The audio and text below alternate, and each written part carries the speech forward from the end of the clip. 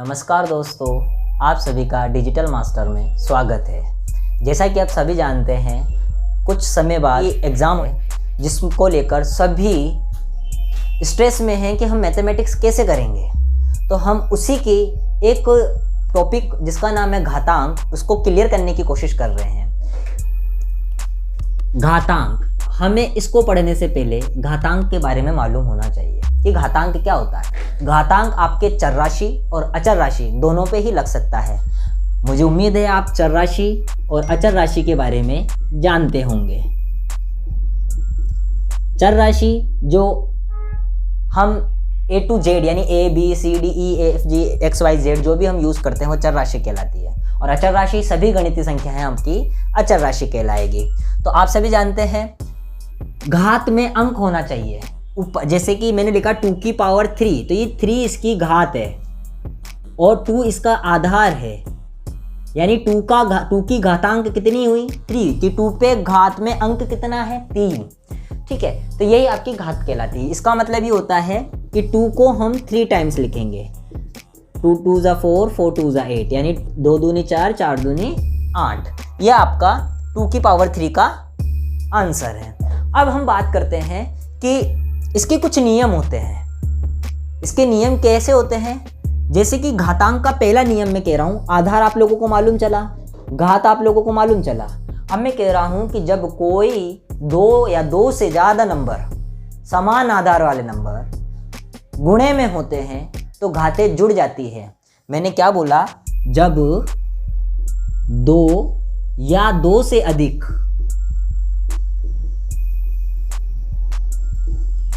संख्या, 2 या 2 से अधिक समान आधार वाली संख्या, समान आधार वाली संख्या गुणे में होती है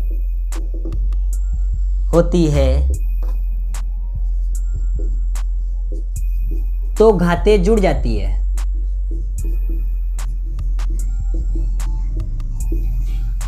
आइए इस लाइन को जो हमने लिखा उसको हम प्रैक्टिकली समझते हैं कि जब 2 या 2 से अधिक समान आधार वाली संख्या गुणे में होती है तो घातें जुड़ जाती है। इसका मतलब समान आधार, यानी मैंने आधार सपोज करो 2 ले लिया, 2 की पावर 2, फिर दूसरा ले लिया मैंने, वापस आधार समान लेना पड़ेगा, पावर हमने कुछ भी ले ली, और 2 की पावर 3, और संख्या मेरी गुणे में, समान आधार वाली संख्या गुणे में है तो घातें जुड़ जाती है, यानी आधार तो समान रहेगा। 2 और 4 6, 6 और 3 9, ये आपका क्या होगा 2 की पावर 9। यानी अब आपको अलग अलग सॉल्व करने की जरूरत नहीं है, आपको सिर्फ इतना मालूम होना चाहिए कि आधार समान है, संख्या गुणे में है तो घातें जुड़ जाएगी। जैसे कि फॉर एग्जांपल मैंने एक और एग्जांपल ले लिया, x की पावर 2 इंटू एक्स की पावर 4 इंटू एक्स की पावर -6। देन फाइनल सॉल्यूशन क्या होगा? अब देखो आधार समान है, संख्या गुणे में है तो घातें जुड़ेगी। 2 और 2 4, 2 और 4 6। अब ये माइनस का 6 है तो 6 में से 6 माइनस होगा तो 0, और किसी भी संख्या की घात 0 होगी तो उसका हमेशा मान 1 निकल कर आता है। इस बात को हमेशा याद रखनी है कि अगर किसी भी संख्या की घात 0 होगी तो उसका आंसर 0 नहीं होगा बल्कि 1 होगा। आई होप आप लोगों को अभी समझ में आया होगा पहला नियम क्या है।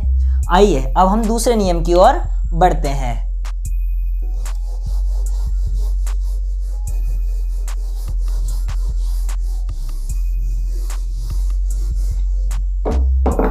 इस बार आधार समान नहीं है, इस बार घात समान है और आधार अलग अलग है।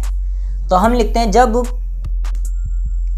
2 संख्याओं की घात समान हो और संख्याएं गुणे में हो तो क्या होता है, आइए देखते हैं। जब 2 या 2 से अधिक संख्या की घात समान हो तथा संख्या गुणे में हो तो संख्या गुणा हो जाती है, संख्या गुणा हो जाती है।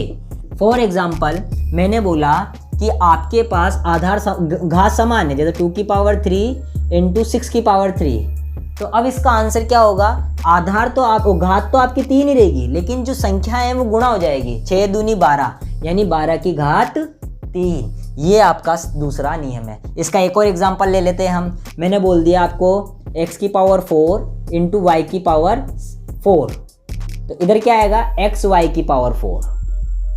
ये हमने चर राशि में भी पढ़ लिया और अचर राशि में पढ़ लिया, दोनों में समान नियम लगते हैं। ये आपका दूसरा नियम था। अब के मैं बोलता हूं कि संख्या गुणे में ना होकर भाग में है, ठीक है, यानी अब आधार समान है, संख्या भाग में है। जब संख्या भाग में है तथा आधार समान है,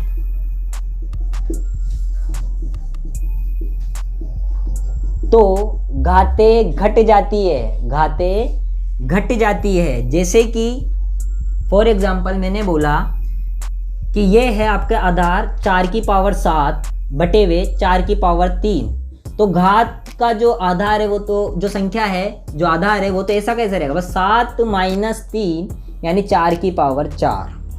ये आपका भाग वाला नियम है। जैसे कि फॉर एग्जांपल मैंने एक और लिया, y की पावर 10 डिवाइडेड बाय y की power 3 is equals to y की पावर 7। ये आपका थर्ड नियम था, ठीक है। यही इसके मेन इंपॉर्टेंट नियम थे। और भी है, जैसे कि किसी संख्या के ऊपर 2 घात लगी हुई हो, ठीक है, तो घातें गुणा हो जाती है। जैसे मैंने बोला, वापस सुनना, जब किसी संख्या के ऊपर 2 घात लगी हुई यानी 2 की पावर 2 की पावर 3, तो इस टाइम पे घातें गुणा हो जाएगी यानी 2 की पावर 6। क्लियर है? ये आपके घातांक के नियम है। और मैंने बता ही दिया किसी भी संख्या की पावर अगर 0 है, घात अगर 0 है तो उसका आंसर हमेशा 1 निकल कर आएगा। घातांक के नियम पढ़े। अब उन घातांक के नियमों को हम एग्जाम में कैसे यूज़ करेंगे, आइए देखते हैं। ये 2017 का रीट का पेपर है, जिसके अंदर पेज नंबर 69 पर क्वेश्चन नंबर 106 यानी क्वेश्चन नंबर 106 आपको कह रहा है, यदि रूट, देखो मैं आपको क्वेश्चन लिख के देता हूँ कि √3 की power 5 into 9 square is equals to 3 की पावर n इंटू 3√3, और आपको n की वैल्यू बतानी है कि यहाँ मैं ऐसा क्या रखूँ जिससे ये दोनों इक्वेशन आपकी इक्वल हो जाए। तो इसको मैं आपको एक पहले नियमों का उपयोग करते हुए बताऊंगा, उसके बाद आप एग्जाम में इसको कैसे शॉर्ट ट्रिक में यूज़ करोगे वो भी मैं आपको बताता हूँ, ठीक है। तो आप इसके अंदर सबसे पहले क्या करोगे, आपने देखा कि यहाँ पर हमें √3 की पावर 5 दे रखा है, यानी मैंने आपको एक्सपेंड करके लिखना बताया था, विस्तार करके लिखना बताया था। यानी आप इसको इस तरीके से लिखोगे, √3 इंटू √3 इंटू √3 इंटू √3 इंटू √3, यानी √3 को तुमने 5 बार लिख लिया। अब आप देखोगे कि √3 को √3 से मल्टीप्लाई करते हैं तो 3, √3 को √3 से मल्टीप्लाई करते हैं तो 3, और ये सिंगल √3 यानी 3 3 is 9 √3, यानी आप इसको कैसे लिख सकते हो, 9 √3 into 9 square is equals to 3 की पावर n इंटू 3√3। अब आप लोग देखोगे, मैंने आपको बताया था कि ये आपका बेस सेम है, 9 स्क्वायर और 9 की पावर 1, तो ये हो जाएगा आपके 9³ √3 इज इक्वल्स टू 3 की पावर n 3√3। अब आप बोलोगे कि कैसे, मैंने बताया था जब आधार समान हो और संख्या गुणे में हो तो घातें जुड़ जाती है, यानी 9 की पावर 1 और 9 की पावर 2, तो 2 और 1 3, 9 की पावर 3। अब 9 को आप अगर वापस एक्सपेंड करके वैसे करके लिखते हो तो आप 9 को बोलोगे 3 का स्क्वायर, और ये पावर 3 ऑलरेडी आपके चली रही है, तो √3 इज इक्वल्स टू 3 की पावर n इंटू 3√3। अब जब सेकेंड हमने एक नियम पढ़ा था कि जब 2 घात एक साथ लगी हुई हो तो घातें गुणा हो जाती है, यानी 2 3 जा 6, 3 की पावर 6 √3 इज इक्वल्स टू 3 की पावर n इंटू 3√3। अब ये मल्टीप्लाई में तो काय में आएगा, डिवाइड में, बेसिक कॉन्सेप्ट, तो 3 की power 6 √3 divided by 3√3 is equals to 3 की पावर n। √3 से √3 कट गया, उसके बाद बचा 3 की power 6 upon 3 is equals to 3 की पावर n। अब मैंने एक नियम आपको ये बताया था कि जब संख्या का आधार समान हो और संख्या भाग में हो तो घातें घट जाती है, यानी इसके पावर 1 मान लेते हैं तो 6 में से 1 घटेगा तो 5, यानी 3 की घात 5 बराबर 3 की पावर n। तो n किसके बराबर में आया, 5 के बराबर में, तो इधर n की वैल्यू क्या निकल कर आएगी, 5, यानी कि इसका ऑप्शन नंबर सी सही है। अब आपको होगा कि एग्ज़ाम में हम इतना टाइम थोड़ी ना देंगे, हमें शॉर्ट ट्रिक करनी पड़ेगी। ये मैंने आपको इसलिए बताया क्योंकि अगर जिस टाइम आप घातांक के नियम पढ़ लोगे तो आप इसको आसानी से सॉल्व कर सकते हो। इसके लिए आपको कैसे करना पड़ेगा, आइए मैं आपको बताता हूँ। इस बार आप क्या करोगे कि इस 9 को चेंज करके देख लो, √3 इंटू इस 9 को आप, इस 9 स्क्वायर को आप क्या, 9 को तो लिख लिया 3 का स्क्वायर और इसके ऊपर ऑलरेडी स्क्वायर है, यानी 3n इंटू 3√3, तो 3 3 ज़ा 4, यानी √3 into 3 upon 3√3 divided by is equals to 3n।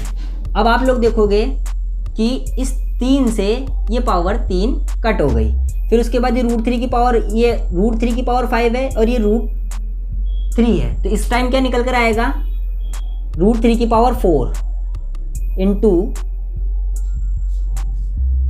3 का क्यूब इक्वल्स टू 3 की पावर n, और इस √3 के स्क्वायर को आप क्या लिख सकते हो, 9 लिखोगे, क्योंकि √3 को 4 बार लिखने पे क्या निकल कर आता है, 9, 3 की पावर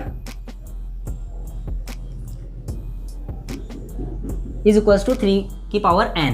अब इस 9 को आप क्या लिखोगे, 3 स्क्वायर इंटू 3 का क्यूब इज इक्वल्स टू 3 की पावर n। तो अब जब संख्या गुणे में है और आधार समान है तो घातें जुड़ जाती है, 2 और 3 5, यानी 3 की घात 5 बराबर 3 की घात n, तो n बराबर क्या निकल कर आएगा, 5। अगर आपको घातांक के नियम याद होते हैं और आप उसकी प्रैक्टिस करते हैं तो आप रीट के अंदर घातांक से रिलेटेड सभी क्वेश्चन आप कर सकते हो।